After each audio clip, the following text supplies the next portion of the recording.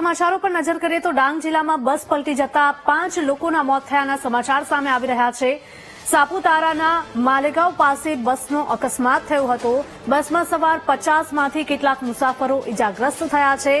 12 ગંભીર રીતે ઇજાગ્રસ્ત મુસાફરો હાલ સારવાર હેઠળ છે। ડ્રાઈવરે ઢાળ પર ટર્ન લેતા આ દુર્ઘટના બની હોવાની માહિતી સામે આવી છે। ઇજાગ્રસ્તોને સારવાર માટે હોસ્પિટલમાં દાખલ કરવામાં આવ્યા છે। દુર્ઘટનાગ્રસ્ત બસ ઉત્તર પ્રદેશની હોવાની માહિતી છે।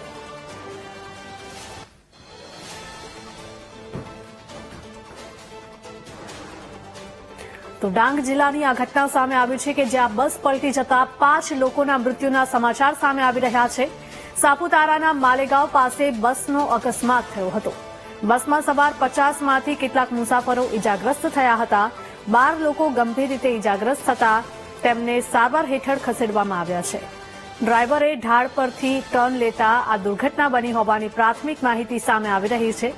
ઇજાગ્રસ્તોને સારવાર માટે હોસ્પિટલમાં દાખલ કરવામાં આવ્યા છે। તો દુર્ઘટનાગ્રસ્ત બસ પણ ઉત્તર પ્રદેશની હોવાનું સામે આવ્યું છે। સંવાદદાતા રાકેશ જોડાયા છે। રાકેશ, જણાવશો કે બસ જ્યારે ટર્ન લઈ રહી હતી ત્યારે અકસ્માત થયો હતો જેમાં 5 લોકોના મૃત્યુના સમાચાર આવી રહ્યા છે। શું વધુ અપડેટ?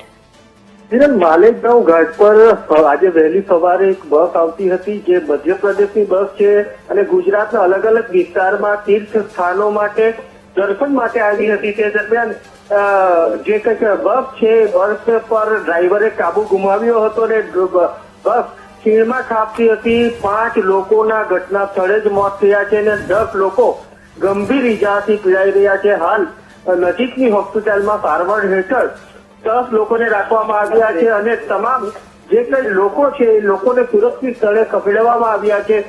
બચાવ કામગીરી ચાલુ હતી સવારથી અને સંપૂર્ણ બચાવ કામગીરી પૂરી થઈ છે।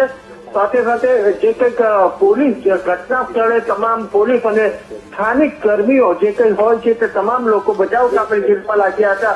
આ ગંભીર ઘટનાને લઈને જિલ્લા કલેક્ટર બી ઘટના સ્થળે પહોંચી ગયા છે અને તમામ જે કંઈક જરૂરી કાર્યવાહી કરવાની કાર્યવાહી શરૂ કરી છે। જી રાકેશ, આભાર।